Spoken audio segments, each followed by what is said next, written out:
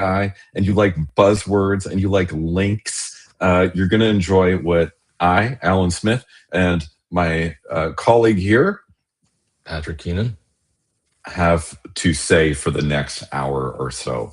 So, dude, what are we talking about? What's going on? Other than we're talking about buzzwords just now, which cracks me up, and the uh, weaponization of buzzwords for people's careers in companies, and how that cracks us up.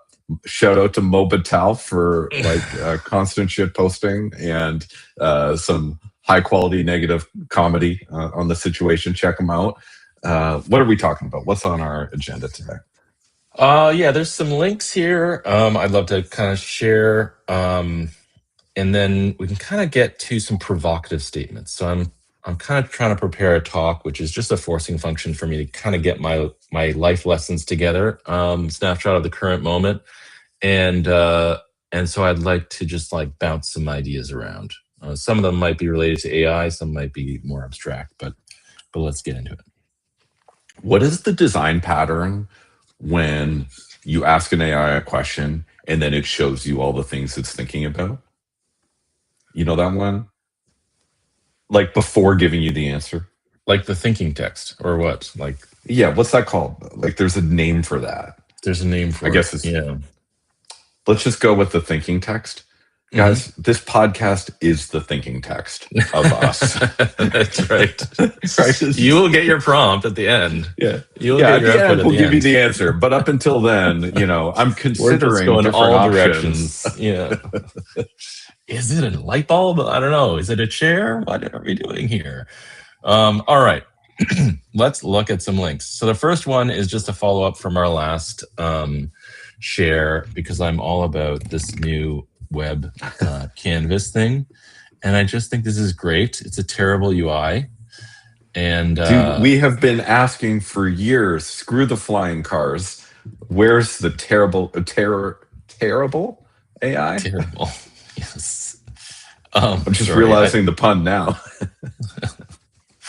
Yes, I mean that's the pun makes it. But the cool thing is, it is actually a website, right? So this is like the website, and you can. I won't spend a lot of time on this, but you can tear away this part of it, and the next part appears. Oh, and you can actually edit this text. I'm not sure why, but okay, it's terrible. There you go. That's my link there. The next thing we can chat about is I think we touched on this last time, which is voice and the new affordances for voice. This is the new release of thinking machines. You mentioned that, so I threw in this link. What's really cool is that it I don't know, for the real-time voice thing, that's the thing that's really frustrating for me, is that it interrupts you when you don't want to be interrupted. And it doesn't speak when you want it to speak. And what I envision is a machine using a computer while I'm talking, and it's doing stuff, and it doesn't have to use its voice. So what's really cool about this is multimodal. So it's looking at your video feed, it's looking at your screen, it's listening to you, and then it can do those things as well. It can show you what it's doing. It can talk to you, or whatever. It can be a video feed, I suppose. But one of the cool things in the demo is he says, I'm going to have some friends show up. When they show up, I want you to say friend. And so he's talking, they're talking about something, and then the AI is friend. And it says it at the appropriate moment. It doesn't just drop everything that it's saying. It says it at the right moment. And so I think this is a really nice breakthrough in terms of the ergonomics of speech. Because we have that, right? We have that. I want to tell you something quickly. Oh, there's something in your teeth. Yeah. Then just continue on. And so to date, it's just been I need to answer your question. I need to answer your question. And so this feels like the future, because it's you can tell the AI has levels of importance that it's got, and it can interject quickly or speak at length. When I watched the demo, I felt that the delay time was a little higher than I expected.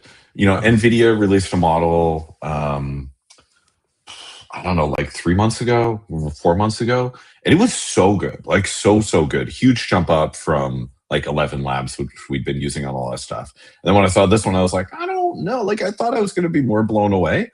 It is incrementally better. And then, but like you're talking about, there's this element of it can do something kind of in the right spot, like, and it can interrupt you a little, like, when there's, a friend, comes in at the right moment. I think there's a lot of granularity of detail there. This feels like one of those like diminishing returns curves where it's like, when you're riding a bike and you get to like 20 kilometers an hour and it's like you're working a little, and then to get to like 25 you're working almost 25, like because the air is pushing against you, you're working like twice as hard. And so like your power output needs to go up so high, or like server uptime, you need to work so hard to get that like 99.9% server uptime. Like that little bit of latency, that like all of those intricacies of conversation, which, let's face it, most of us even aren't good at, right? Like, so to make a bot that's like good at it and matches anybody's style, that last 20%, or that last 2% to like really close the gap on this feels natural, it's going to be hard to get. Mm-hmm. Yeah, totally. I think latency is one thing, and you can see people like using these models and they're kind of dumb because they're so fast. So there's a trade-off with intelligence, but I think what's cool here is like that now voice is a kind of programming method. So I can say like translate what I'm saying into French. I can say like, when a friend comes into the frame, do this. So I begin to like form a mental model of my speech, not just being like reply to me with speech, but like do something. So I kind of start to understand that you've got a couple things registered in your mind about what to be doing in this conversation.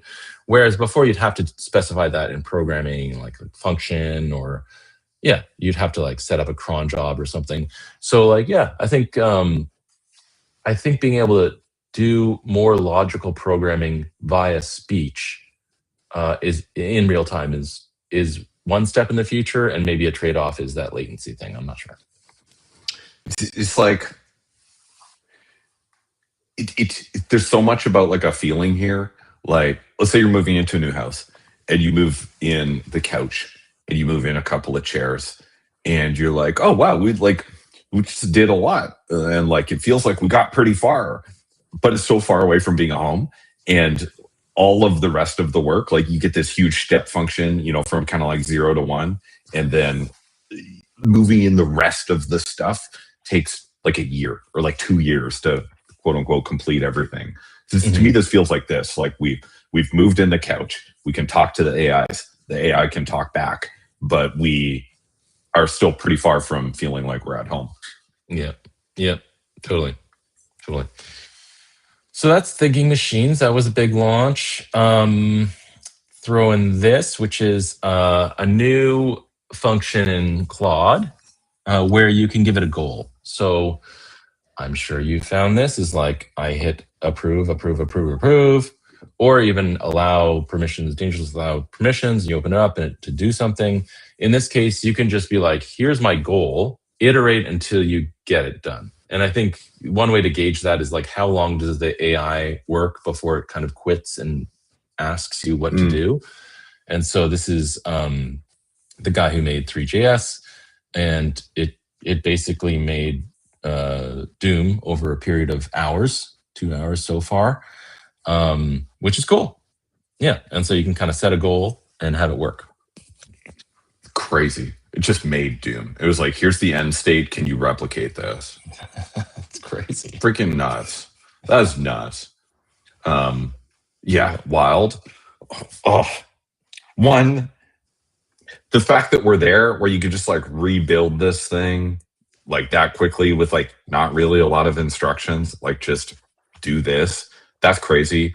And of course, we're looking at like the length of time that jobs can run, unassisted as kind of a measure of AI awesomeness or intelligence, right? Like it's kind of both. So like if you could say, hey, just go do this, and like, it's the longer it can run, assuming it's running at high speed is like a better thing, because if you have to interrupt like every 5 seconds, it's not as useful, right? On a job that could potentially be days long, like coding Doom. 3 hours so far. Let's see how much further it goes. I think that's where There's an idea in here, like a 4 big hours. idea around.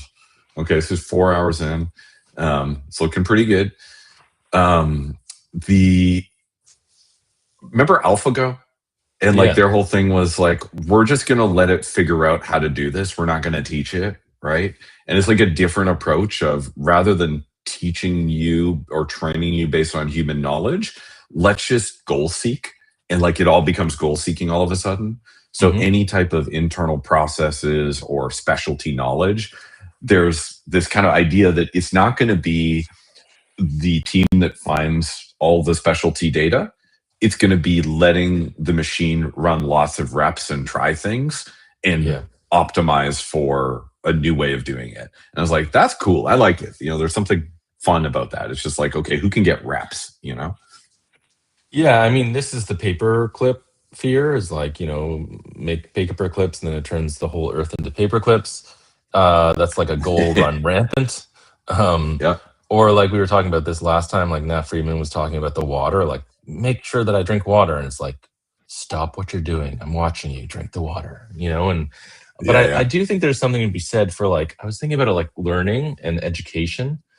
And I find people do this, which is they turn off apps, right? And screen time. Like I'm just finding more and more people doing that.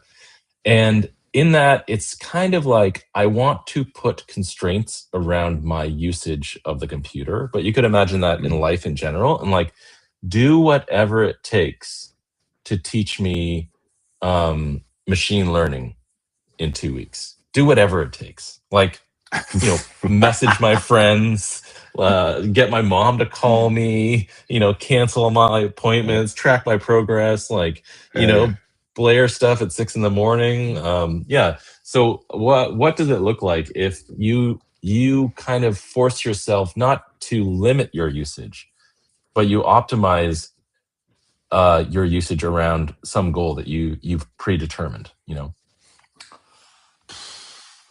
Okay, you know who David Cho is? He's an artist.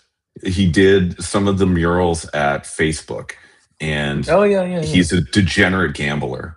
So Okay. rather than he's just like self-described. So rather than get paid like a regular artist, they were like, "Hey, you wanna take this in stock?" And he was like, "Stock going to be worth something, maybe?" And his degenerate gambler said, "Yeah, I'll take my entire payment in stock." And the stock was like nothing at the time. And then it went up like crazy, and he became the world's richest living artist based on that one job that he did. And then people got really interested in him, and he went crazy and did a whole bunch of stuff. Anyway, one of the things that he's also like a great artist and a really interesting human for a lot of reasons. So shout out to David Cho. What he did when he was trying to get fit was he hired this guy who had been making the rounds in LA amongst like rich people. And it was this kind of same concept. I want to get fit. He's like, okay. And he's like a Russian guy. He's like, you give me keys to your house. And he's like, so you have to give him a key to your house. And he's like, you sign this contract. The contract is like, I'm allowed to hurt you, like all the stuff that this guy could do. And at one point, David skipped a workout. Dude shows up at his house. He's like holding him down, like wailing on him, being like, "Why you baby? You show up workout." And David's just like on the ground getting beaten up. People like, "No, man, this ain't it. Like, I shouldn't have done this. This entire like coach idea was a bad idea." And so when I hear the idea of letting these AIs, coach us whatever it takes, I think of David Cho getting beaten on by like a Russian personal trainer with keys to his house and legal ability to be able to cause him some bodily harm. But clearly he has a business model that's working. Maybe he's not happy customers. I don't know. He got fired. Like he fired this guy. He was like, I don't want to do this anymore. It didn't work. Yeah, maybe. Shut the agent down. I'm sure in LA, there's a customer base for that. He could be doing okay. Yeah. He could be doing okay. All right. Now we got a couple robots. Have you seen this robot? I've not seen this robot. This is like basically aliens, like the loader. Yeah, but what's crazy is this is Unitree. They like the guys that have the robotic dogs. Yeah. and they're like, a consumer product. You can get them for like under $1,000, and now they have this giant mech that like converts into like a car or kind of car form factor, Or like a like a giant elephant. beast. Yeah, yeah. It's a beast. See how happy that guy is though. Like, do you see that? He's like, I rock this. Yeah, he's like this. Like, This is this the new yellow Lamborghini? Like, are we all gonna need to get one of these? Like, is this the new tech bro vibe? That's right. You can park your Lambo right underneath there. He's just like in this photo. He's just like, "Yo, what's up?" Just, all it needs is like 2 epic machine guns and rocket launchers on the side. Like just one tweak to that thing, and he just became the most intimidating man in the world. Yeah, 100%. Watch out. Next robot. This is San Francisco, and they're like having this like robot event, I guess, where they're like all walking the robots. But I just really like this vision of the future, There's something about the small robot too. Like if you make it a little bit below eye level, like just more of like a kind of like a big kid. There's something about that, or like a dwarf, where it's just like, oh, this is great and not scary, even though it's probably strong enough to rip your arms off, right? Yeah, no, feels like it can. That story about the iMac? I'm like, Johnny Ive put the handle on the top. Like you would never move it, and it was to give you the sense that you could throw this thing out the window. You could grab it, and you handle it. You hold it. You're in control. And little robots. Just push them over. They'll be done. You could defenestrate it. That's the word. Defenestrate, to throw something out of a window. Is that what neologism for you today? Yeah. Oh. Okay, I didn't know that. Yeah, because Fenster is window in German. Okay, there you go. So this is another guy in China. Surprise, surprise! But he made this crazy vehicle, and there's another one I haven't shared, but he's basically riding this. It feels like people are, like the iPhone and the 3D printer and these things like from Star Trek, or like the voice computer. Like that's kind of like the future that we built. Like that's the science fiction we anchored on. I feel like there's this whole genre of like anime that like it's people like it's the mechs. It's like the crazy like I don't know mechanical animals that you're riding. That people are just like building their dreams. Man, I want it to be fuzzy and to have like big anime eyes and a tail, and then it would be like, oh my! You imagine you saw like a guy cruising around on one of those things, you'd flip out. You would be crazy. Yeah, I love for like for an hour, and then once you see the third one, you're like, yeah, whatever. What's next? Yeah, exactly. We just get used to everything so fast. Yeah, I know. Like the Cybertruck is so crazy visually, but then you're like, oh, it's just another Cybertruck. But it's ridiculous. Okay, last link. Our cool thing happening in Canada is nuclear power. We may have like the most powerful nuclear plant in the world just down the street from us at Bruce Power. So I'm excited about that. Where is Bruce Power? It's like Pickering, I think. That's the Pickering plant? I didn't know there was the name of it. I think so, yeah. This Pickering thing's been going forever, man. Like I know people have been part of the project. I feel like it's been like 130 years since they announced it. Right? Yeah, well, I mean, it was like a big anti-nuclear thing going on. And then we realized, oh, wow, electricity is really good. And we should probably have more of it. And now we're all about it. And so I'm all about that. I think that, if you look at the stack, and Jensen talks about this, is like at the base level of the stack is power. Like that's what it is. Yeah. It's just straight up electrons. And that should be the global race, is to produce more electrons with less inputs and less waste, and we should be totally 100% doing that here in Canada. So I'm excited for this. How weird is it that there is this element called uranium with so much freaking energy packed into it that like it could just do everything? Like we got to build this really weird machine to get the energy out, but man, is there a lot of juice in there. Like there's a lot of juice. I feel like I remember somewhere somebody gave me a quote about like, one little baby pellet of uranium is worth like, I don't know how many transport trucks full of oil. Like it's outrageous in terms of the energy density of that product. Yeah. Okay. Cool. Shout out to Canada and all the team working on the Pickering plant, getting it done. Think in bricks, build cathedrals. There we go. There you go. Okay, that's it for the links. Now we're talking about ideas. And what's the idea we're talking about, man? What are we getting into? I'm responding today. I am the low fidelity,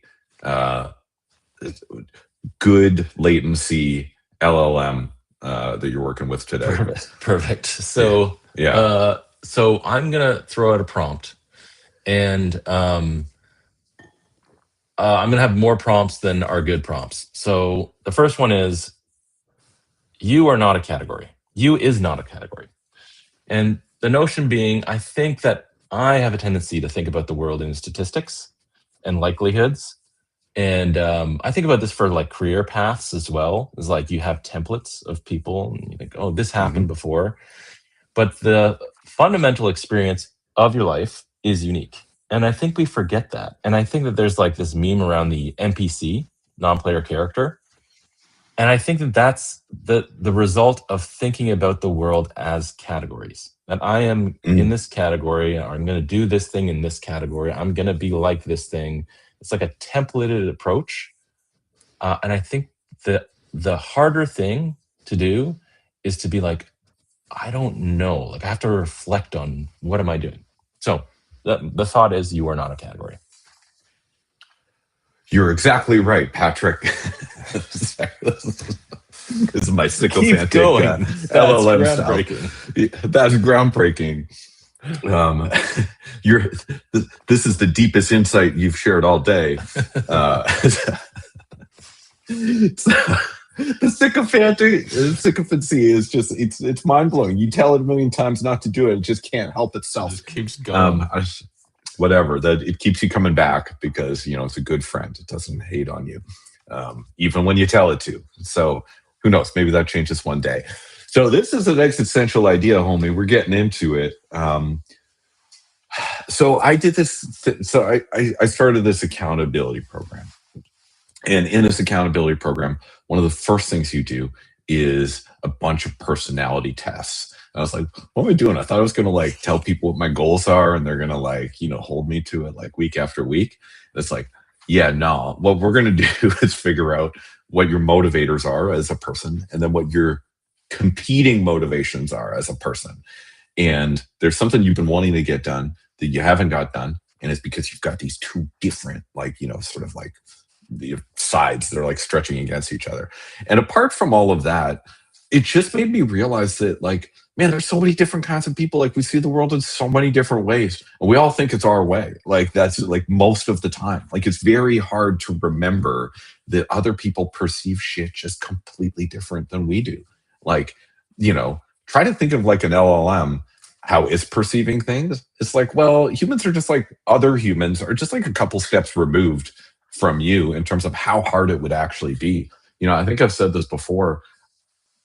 I would love, like, as a superpower, to just be able to sit kind of behind someone else's thoughts and just watch them, for a while and just be like, wow, this is how they're processing this event. Totally different than what I saw. Like, there's something really, powerful about that. And to your point, in terms of like, the NPC and the categories and all that stuff, you heard the quote, we're all born originals and most of us die copies. That's good. Chills me to the bone every time. Good and scary. It's good and scary. And I don't know what I think about this all the time. And this is, my sort of random thoughts in response to things I've learned that are connected to, what you're exploring, is the idea that, humans, like society kind of encourages this for some reason. It's easier for us to understand other people when we assume they're like something else we already know, as opposed to starting from scratch with like, can I really do like, what is it? Starting from first principles with every human I meet. It's like, no, we need all these shortcuts. And then the shortcuts get broader and broader until you're making a ton of assumptions about people. And then people start to make those assumptions about themselves and then get further and further into a bucket or, a label or whatever it is. And something can get lost in that process. And you end up down the NPC route of, wait a minute, what about that thing that I really love, that I'm really good at, or that way that I see the world that is unique, or that thing that I have to bring here that's mine? Yeah, there's something that gets lost, and I feel like it's natural, like it happens all the time. So it's in some way it's natural, but it sucks. Yeah, I think definitely in understanding the world, like the beginning of understanding is to categorize things. Logically, to kind of logically understand things. But yeah, it sucks that we do that to ourselves. It's kind of like, it doesn't suck. It's like the only way to understand, but also it's limiting because you have put yourself in, you have become a category. So you gotta like, I don't know, that's something I'm working through, is like, how do I not be the category? Okay. It's like an LLM working with a harness versus no harness, right? Like it's better at doing one thing and understanding something in some way. The raw intelligence is kind of like shaped this way. But then if you asked it to do something else, it's like, well, Replic's not really as good as, this accounting app at accounting, because they've just been trained differently and have these different views on the world, essentially. Like that's what we're doing with these AIs. Yep. Switch up the harness. So the next one is screw the moat, get a boat. It rhymes. So I don't even know what it is, but I'm going to steal it. I'm going to use it. Okay, so what is it? So I think we talk about moats a lot in like software, especially. Is how are you going to defend against your competitors building what you can build? And I think that now we're in a state where like your competitors can build what you can build. Like, I don't know, even Anthropic is like, 3 months away from their competitors, but they're going to build what they build. So everybody's catching up to everything. So these things are kind of like these temporary advantages, which the moat has always been, but you would have a moat for a year or like, 5 years or 10 years. Now you have a moat for like less a couple and less. months. Yeah. So then, well, what do I mean by a boat? I mean, it is your ability to switch. It is your ability to be nimble and move, to change how you are delivering value. Like I just saw that OpenAI now started a new company called OpenAI. I don't know what it's called. It's basically what are they called? Not Frontline. The thing that Palantir does. Basically puts the FDEs? Yes. And forward deployed engineers on everything? Forward deployed engineers, yes. So yeah, they're like basically creating a kind of McKinsey, in my opinion, like a consulting firm where they empower their people with OpenAI to go into these organizations and like start building stuff.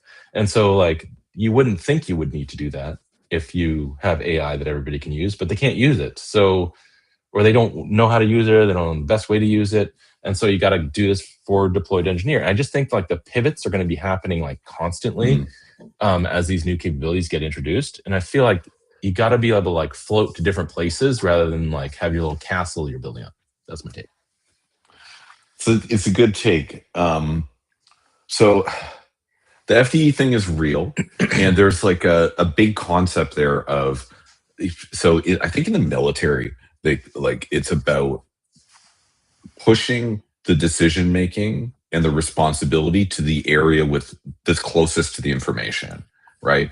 So in this case, you have FDEs essentially making product and ultimately like company strategy decisions because they're out on the edges and they're just getting it. And then somehow that has to all like come back in and get reamalgamated to the other guys. And like, it's weird. Like, it's weird. It's like, we haven't done this before in this way. Right. There's always been much more of like this kind of like, in most cases, many more layers of command and control and decision making and timelines of thinking that we just didn't have in the past. And so there's something, weird there. It also just makes me think of like Darwin. It's not survival of the fittest; it's survival of the most adaptable. And in a world that is very different, every pick a 50 years ago, between 1950 and 1951, was there like that much of a change in what was going on in the world? It was like, nah, your strategy as a company was probably fine. In today's world, when, between 2026 and 2027, especially if you're working, in AI and tech, the difference between the operating environment is huge. And so it's like taking, a woolly mammoth and dropping it in the Amazon. It's like, if it can't shed some of that, fur and shrink down, it's not going to survive. Like, it's just not going to work in this new environment. So it's like, what are the animals that are the most adaptable, moving forward? And I think we're just going to see more and more evidence of that from an adaptability perspective. And the idea of moats, we talk about this a lot. There's a lot of investors who are like, what are the moats?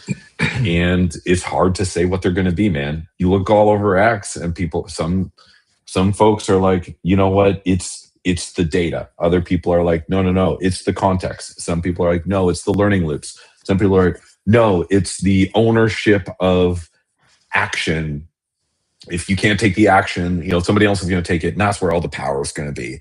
And so you've got people like honing in on individual moats that they think are going to be the moats, but a whole bunch of people think that there still are all these different moats. And so I see it as more like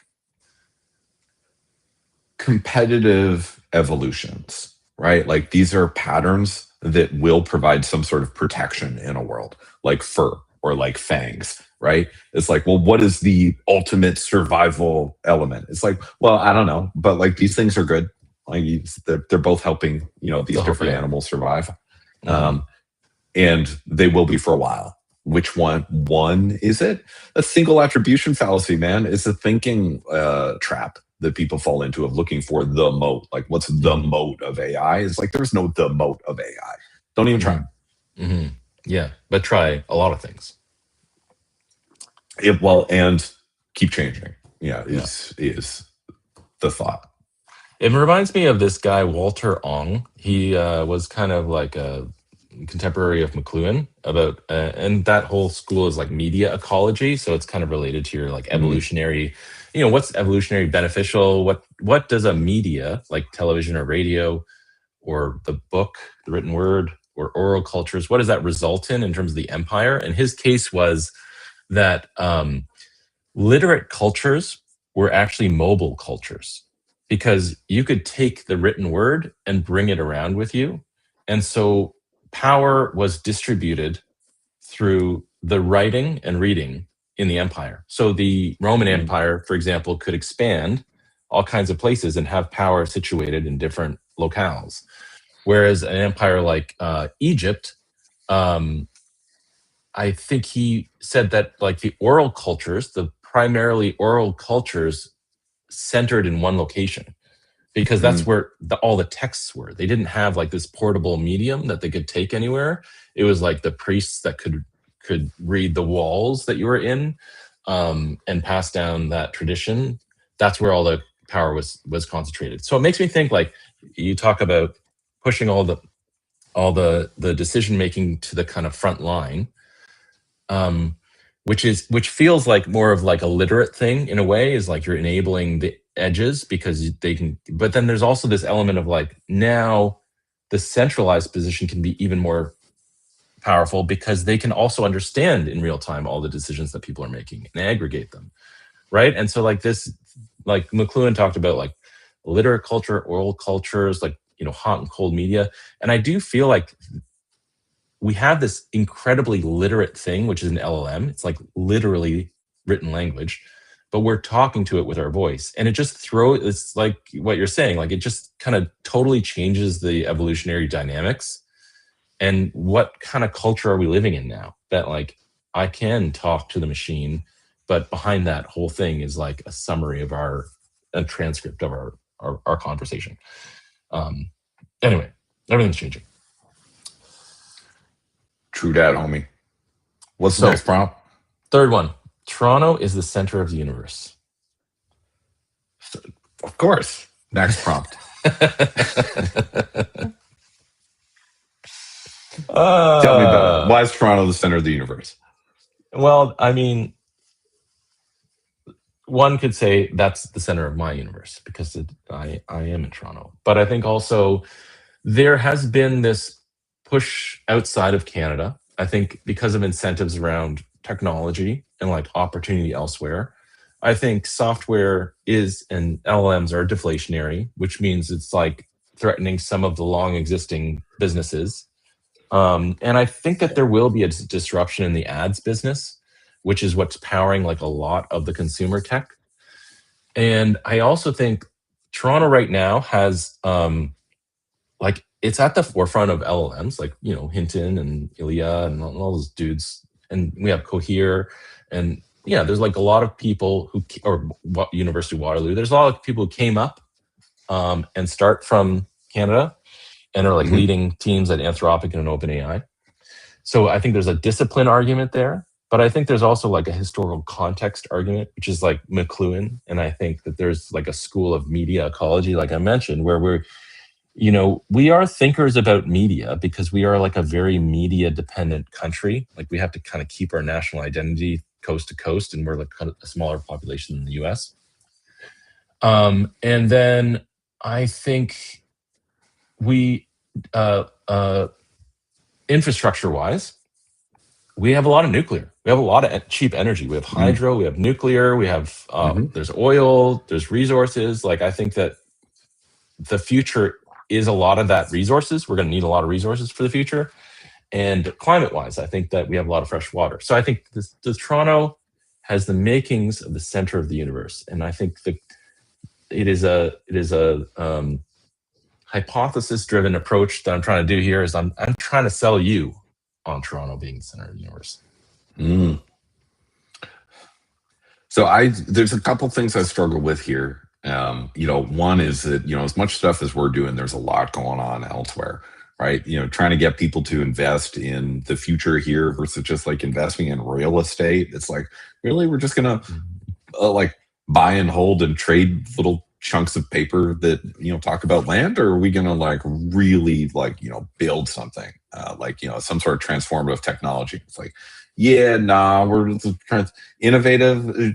Go down south. There's some people down there who are kind of interested in that, especially the further west you head. And that's like, okay.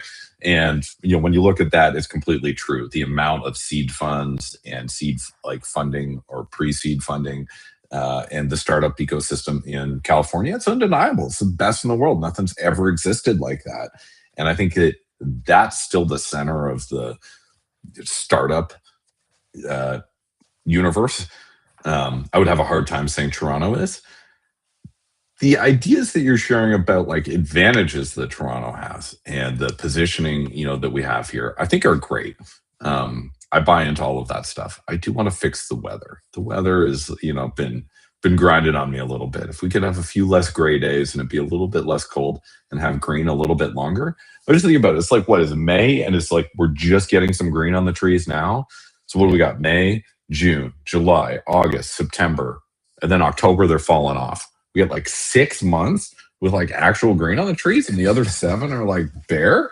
I'm just realizing this in my 40s. This is how this country runs. My God. Weather aside, we gotta fix winter. We gotta fix winter. Yeah. Let's fix the winter. Just global warming the hell out of this thing. Let's just light the oil sands on fire. Let's get the greenhouse going. Cool. So next one. We can kind of skip this one. Okay. Ignore the loudest voices. If I think about like my career and the places I've been, the thing that is the topic of the day, like in the news or like the people are fretting about, is not the actual thing that's happening. Like I feel like we're like, what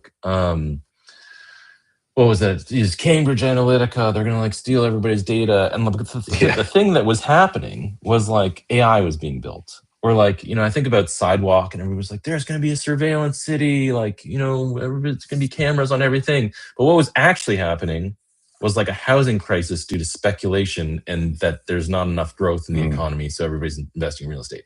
Like I feel like there is the commotion and there's a different level, which is the reality. And I guess I have just learned to look at the news and be like, that is not even close to the story. Yep. I feel like a big part of this is because the news got co-opted as an entertainment product, and it's like a horror story, like a low-key horror story, right? Like this is here to get you fired up and increase anxiety and dopamine chemicals or whatever, so that you keep your eyes on this story because something bad could happen here, and humans need to look out for bad things to keep you safe, right? Because there's like, if there's something bad coming, you better know about it. So like tune in for the story later on. And it doesn't matter what's actually going on. It's like they need to turn it into that because that's the way that product works, and you get repeat, viewers. The story of AI, being built might not be as interesting to as many people. It doesn't have the same level of, negative emotions associated with it. So it's never going to be the story. There's always going to be this layer of, like hype or fear on top of whatever is actually going on. So I agree with this wholeheartedly. And, to some extent, I feel like it's the filter of time, like where the shorter the news cycle on something, like the less valuable it is almost. And it's like good music sticks around. A lot of stuff that was just released, is it still going to be around? Well, if you filter it via time and enough people still like it in a few years, there was some value there, right? And that filter of time in terms of like the classics in literature or, big ideas that have stood the test of time. And news is exactly the opposite of that. Yep. This is kind of a distraction. Reminds me of like Amusing Ourselves to Death by Neil Postman. And it's basically that thesis, which is like news has been turned into entertainment. And we've kind of sacrificed the notion of importance. And we kind of put, like his case is like, we're telling you about this like, war in this other country. And now for our commercial break, it's like, and there's just like this juxtaposition of like things that seem on the same level of importance put next to each other. And the attention span is like very, very short. So, yeah. So then the question is, how do you narrow in on that signal? Just don't even read the news. Don't worry about it. Don't worry about it. Somehow it gets in, Just man. tune into this podcast, and this is the only one, guys. This is it. We're cutting through all the noise, straight to the facts. Terrible UI is that's going to stand the test of time. We're all going to be using that in 50 You'll look years. Back and be like, oh my god, how do I not have this? Okay, next one. The best thing about public transit is looking at other people's phones. I just do you remember when it was like Apple Watch first came out, and it was the Series 2 or 3, like whenever they first released it with cellular. And that was like a big deal, right? Like first there's Apple Watch and then Apple Watch cellular. And I got the one with cellular. I had the first Apple Watch, and then that was my first upgrade, the cellular one.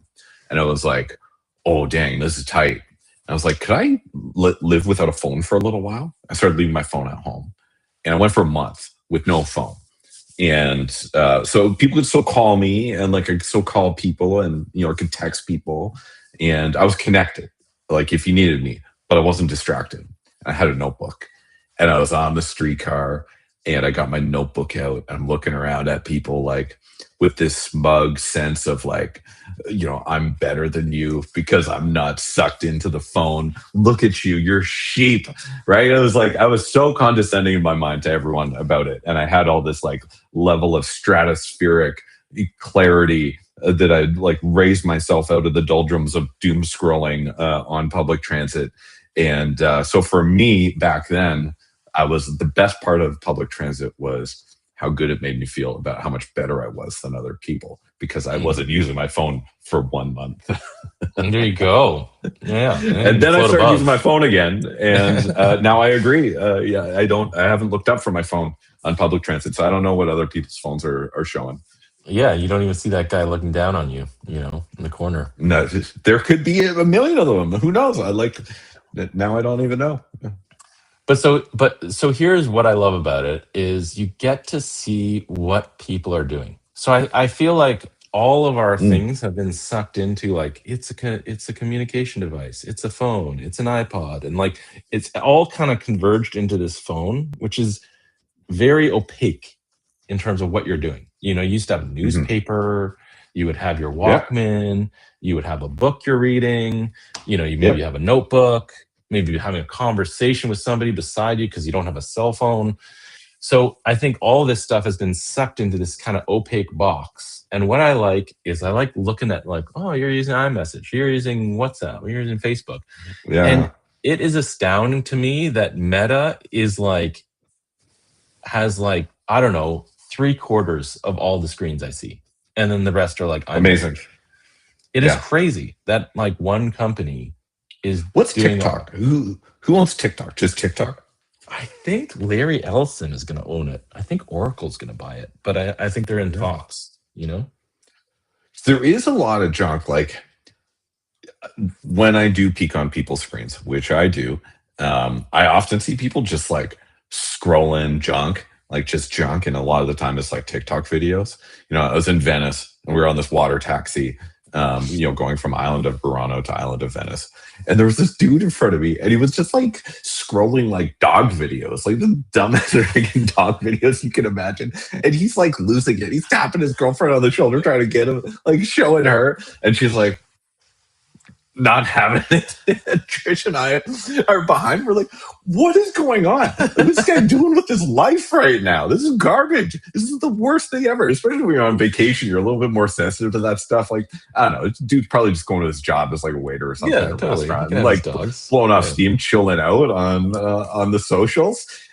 But I was not feeling it, man. I was pretty out about TikTok just swallowing this man's life and brain. Oh, too bad. Well, maybe he misses his dog. Who knows? We don't know what he's going through. But no, it's crazy the amount of people like flipping through. I think it's like flipping through videos or text messaging. Like those are kind of like two modern behaviors, Yeah. which you wouldn't see. How many people have you noticed more people reading books? I feel like I have seen a slight uptick. I've seen maybe Me two too. people. Versus zero. I saw those people as well. Those two book readers here in the city.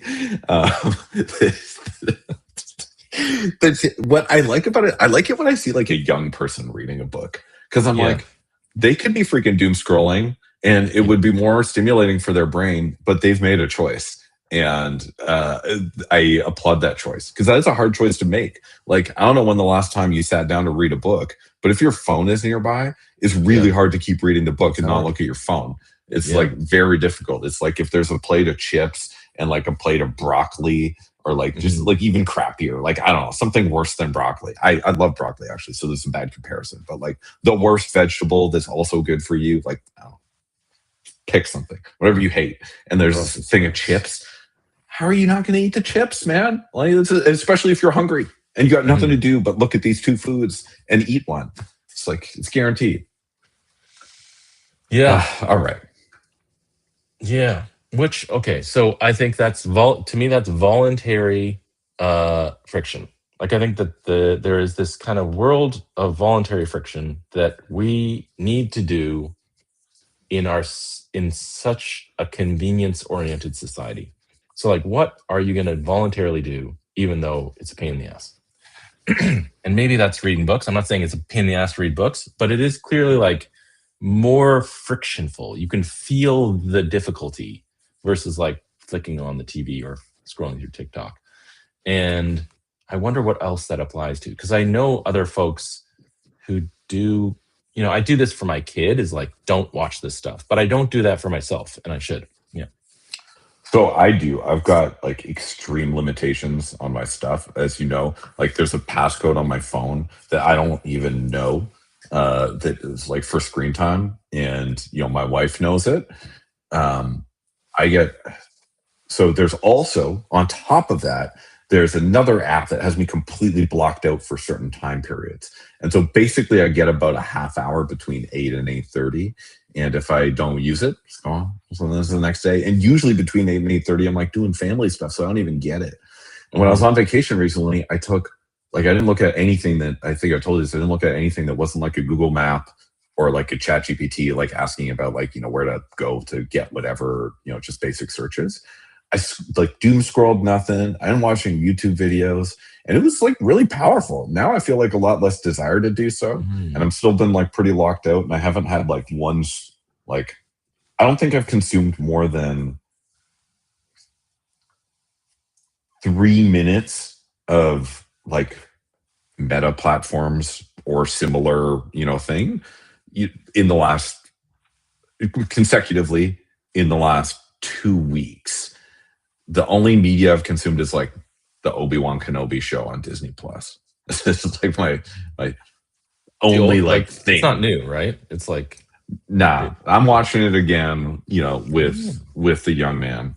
So we're getting into that one. He likes Star Wars. Anyway, so my point being is that on the streetcar now, I'm just like not really consuming stuff. I'm like either, on Claude asking questions, I'm like working on stuff, or I'm just like looking at other people's phones, judging them.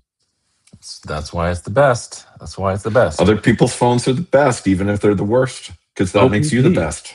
There you go. Yeah. Other people's phone, OPP.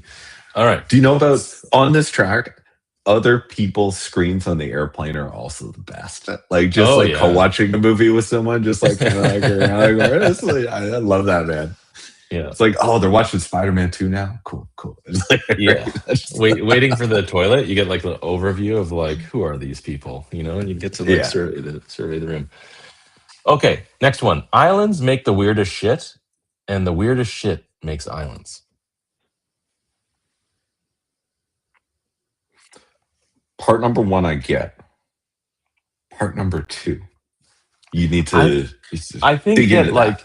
So to the point of like voluntary friction, and subcultures, like I think that those things happen, and they create interesting trends, ways to be thinking, and so islands make the weirdest shit, right? So like when you isolate a population, they start to do weird things, like Japan or like whatever. Like the point is that. Or languages create islands as well. But so when you have your own culture, you have different ways of perceiving, which on the whole is awesome because then you just get like these different views on reality. But then like, let's say you're not an island, like let's say you're Toronto. Well, how do you create this kind of self-identity? How do you kind of have a Toronto way to do things? Well, like you need some weird shit. Like you need stuff that's like not, other people aren't going to do. Like people in San Francisco wouldn't do this. People in New York wouldn't do this. We just have our own thing. And I think, you kind of, that's what identity is. You kind of cling on to the things that are different. But I like the notion of like doing weird things because it's less likely that they will emerge in other places. Like, I don't know, like weird traditions. Like what is an example? I don't know. I'm trying to think about the weird things. Sacrificing babies. Is it like that kind of thing? Like, are we going that far? Or like that's a weird tradition. Just starting the book at the back. Let's start with. I always do that. That's true. I always hold them this way and then like flip this way. It's true. There you go. That's a quirk. I think we just need more of that. We just need more weird things that we do that people are like, wow, that's weird that people in Toronto do that thing. I guess like, bags of milk. That's weird. Yeah, people don't get it. We got butter tarts. Those are weird. Butter like tarts, nobody knows what butter tarts are. Like outside of Ontario, like Nanaimo bars outside of here in Nanaimo. It's like not really a thing. So tasty, dude. The calorie, like the caloric density, is like uranium. Like it's so high. Like I don't want to know. Tie that thread up. You can't eat them without really feeling the burn. So to your point. In terms of like islands creating weird stuff, so I just got back from vacation and I'm just going to keep talking about this because it's very top of mind for me. Everywhere we went, there was like in restaurants and stuff, and like even at like Italian restaurants, they were playing, and also like even in like Latvia, the predominant music that we would hear was these like covers of pop songs, like these pop song covers, like somebody like Imagine Dragons or like Yeah. whatever, like Taylor Swift covers of someone doing it in like a soft jazz like Taylor Swift cover. And I'm like, what the heck is this? Like, why is this everywhere? It's like, isn't there like local music anymore? And it's like the super connected fabric of culture, like going around the entire earth, kind of works against us here. But then there's all these like little eddies and currents where, of course, there's like the top of the long tail, right? Where there's, now not only everybody in North America knows this song, but everybody in the freaking world knows this song because we're all listening to some smooth jazz version of it, right? Or like acoustic a cappella cover of whatever. And there's the top of the long tail, and then but the bottom of the long tail, the higher the top of the long tail is, also the long end of it. So there's lots and lots of like weird, like books of one. Like somebody wrote a book and there's like one of them and it never even got printed. Like, is that weird and interesting? I don't know, but it's like it's there's a lot of uniqueness out there, like because the end of the long tail is so big. We all have access to be able to make so much more stuff, which is awesome. Like, so I think about the weirdness and the islands being so small, where it's like an individual, like just cranking out slop. Like that's cool. Yeah. Yeah, I guess that's cool. I guess I'm just more interested in like the local, geographically proximate culture. Like, what is that? What is it to walk out of my door and be like, oh, this is the place I'm in, and to uniquely feel here. Part of that's like zoning, just like the shape of the urban environment. But I think there's definitely culture we could double down on in Toronto. And I don't know how. I think it leads by what do people do for fun. But side note, do you know why they're all soft jazz covers of pop songs? Why? Because do what you know? happens? Yeah, what happens is Spotify has to pay money for like the hits, and so in these kind of secondary markets, people make these covers of these songs, so they don't have to pay rights to the original song, and then No they get way. bumped up a lot because they're like a lot cheaper to play, so they get profiled, and the people in the local market are like, I don't really know the original, so what do I care? Like, and so they're playing all of these covers because of the business model of streaming music. I don't know what that means. First we shape our buildings, and then our buildings shape us. So there we go. We made the Spotify to hold the music, and then the Spotify is changing the music. Yep. Okay, last point. Tools are deflationary. Tools Who's are the deflationary. guy? The technology is deflationary guy. He's on the like what Bitcoin did podcast all the time. Canadian thinker. He's also like short on Canada. He's like, Canada sucks. I'm out of here. I'm moving to like Costa Rica or Nicaragua or El Salvador or some shit. He's really big on this technology being deflationary thing, and that he has very compelling arguments for it. John Booth, maybe is his name, or Jeff Booth. Jeff Booth, I think is the name. I wonder if technology is deflationary. Is like, why all the inflation? Like, we have more technology than ever, and like we're super inflated. There is charts that if you pull them up, basically it's like the price of TVs has gone down so much per square inch, and the price of servers and the price of all this has gone down, and the price of like a university education, it's just like straight. Well, the anecdote is, if you're in San Francisco and you bust a hole in your wall, it's cheaper to buy a 65-inch TV and put it there than to fix the wall. Yeah, I feel like that's not even a joke. Like that's just for not real. A joke. That's the crazy thing. Yeah. What does it mean? I don't know. I don't like it. It sucks. This is like, I'm glad that part of the cost of things are coming down. I'm not glad that all of the other stuff isn't. Like, I don't get it. It's just so weird. Obviously, like there's a whole monetary policy thing that's connected to this, but it's hard to deny the truth that at least if all of these things are coming down in price, technology in general is deflationary. And I wonder how long, like, is there a curve where that starts to break through, that all the technology that every business is holding on to, or being able to use brings down the cost of whatever they're selling? There is a belief, and we talked about this a little bit, I don't know if it was last week or week before, about the kind of like these smaller companies being able to get further with less.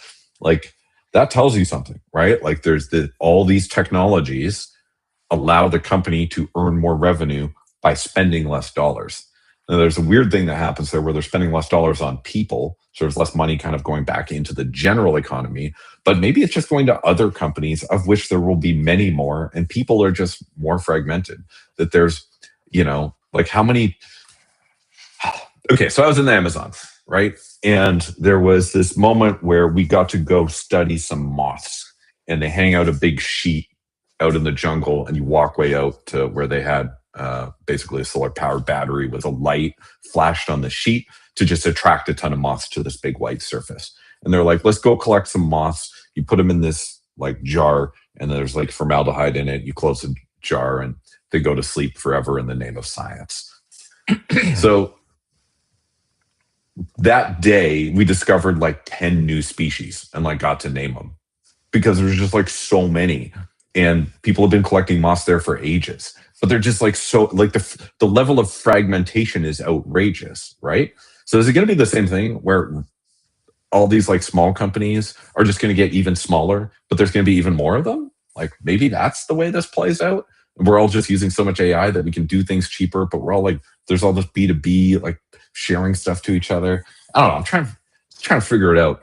And my thinking in public is falling into a bit of a loop. I'm stuck on this one. I don't know how it's going to play out, man. I don't. No, that seems right. Variety, but then there's consolidation, right? So like you buy up all the moths if it was like a capitalist system, and drive efficiency. But I think that there's like, you look at the flat screen TV market, and then you look at like the MRI market. And in Canada, you say, well, why has one decreased by like 1,000% and the other one is like getting more expensive? Like, how can that be if it's a technology? And the answer that a VC would say is it's a regulated industry. So if you look at any regulated industry, like whether that's education or health or finance, you're basically putting in these kind of artificial rules that inflate the price of things, because you're kind of setting prices. And you're setting increases in prices, and you're like limiting the amount of people who can play in the market. And I just think about Toronto and the TTC. Did you know that it is illegal to run a bus, like a minibus, on the same route as the TTC, or like anywhere in the city, like to run a fixed route on a regular basis and charge people for it? That is insane. It's weird that it's illegal, like that they went that far, that they feel that they need to protect their monopoly as a TTC. It's like, I don't get that. It doesn't make sense to me. Are they trying to protect the consumer? It's like, well, just let the consumer decide, right? If the market can deliver it cheaper than the government can, and last I checked, it almost always can, right? Like, why bother? This nanny state that we live in, dude, it kills me. It's like Australia's just as bad too. Like, they're the same, where it's it's like this, pretend to be super chill, like cool people, but also have this like incredible strictness around rules and conservatism because of the deep influence of the government. And I think that's partially like a big cultural difference between the Commonwealth of UK, Australia, Canada, and America, because America, had this moment where we're like, F the rules.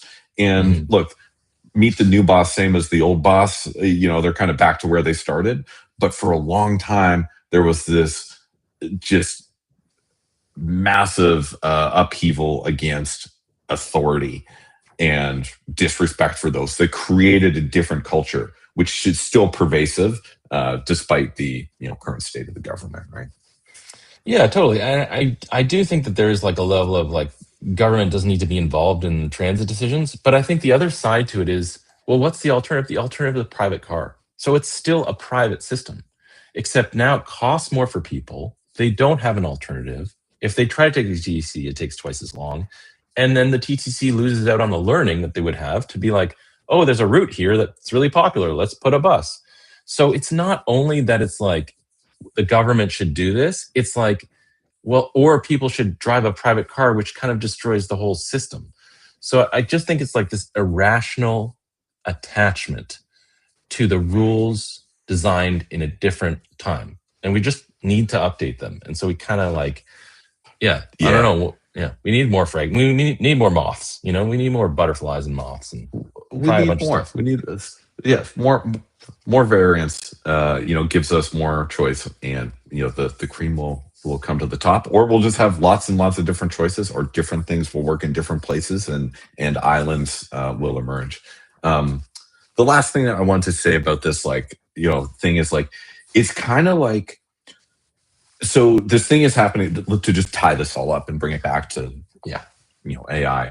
If you a year ago were using Claude, you had to put in all these rules at the beginning of everything you prompted it for, right? Like you have to inject basically all this okay, don't pay attention to this, pay attention to this, start here, do this afterward, review this text first. And don't let the context window get bigger. You had all these rules, and every developer and everybody who was proficient was building up this set of kind of rules that you run these rules and then the system can work. And as the system got more intelligent and just got more reps, it's those rules aren't needed anymore. You don't need to add that stuff. In fact, it produces a worse result than if you leave it out and just let it do its thing. Right. And that's what we're talking about. I think it's let's just get rid of the rules and let people do their thing. There should be one day a year where we can kill people, man. That's all I want. That's it. Just one day a year. It's worked before. I've seen the movie. Yeah. I've seen the movie. All right, homie. What was the most useful part of today's podcast for you? For me, it's just talking through these ideas, figuring out what resonates. And I guess I would turn the question back to you. What was the most interesting part? And I'll make that into a talk. Oh, geez. I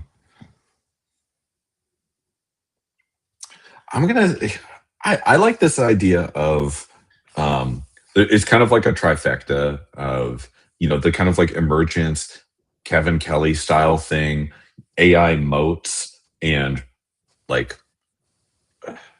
cities. How those three things kind of come together. There's some juice in that little, overlap of those three things. There might be an island there that'd be fun to work on. Love it. Let's build that island. Thanks to everyone for tuning in. And that is the end of us thinking in public. I don't know what the prompt is or what the response is to the original prompt, but let's just assume that we got it figured out. And if you got something out of this, we're glad you did. Yeah. Thank you. Till the next one.